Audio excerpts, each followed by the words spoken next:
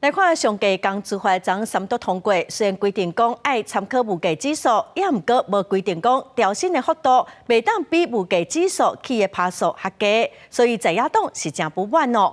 劳工团体嘛批评讲，这个上届工资法根本无啥路用。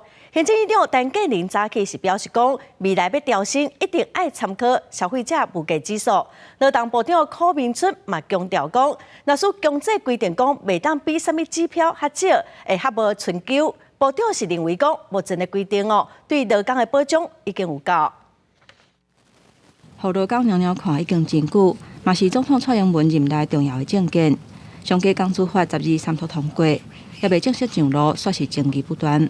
毋但劳团无满意，因为未来调整，劳资双方针对金额来来回回进行罢免会阁发生。在野党嘛质疑这项的指标是会当参考，毋是必须爱参考，指控政府拍假球。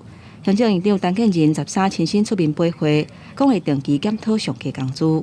实际上 CPI 是列入应采取的这个参数，并不是得这是有错误的提问所以大家要放心，CPI 一定是要列入参采的参数当中。陈建仁强调讲 ，CPI 消费者物价指数一定会列入参考的参数。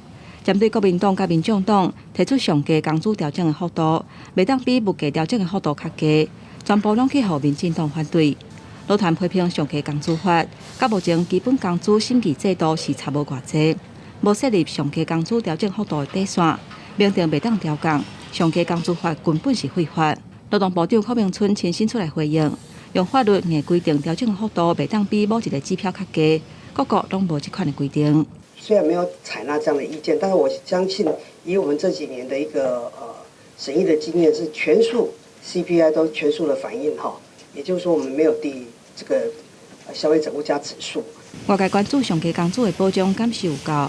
柯明春回应讲，2年的审议拢全部反映 CPI 年增率，必须爱参考的指标以外，还有会当参考的指标，劳工才有完整的保障。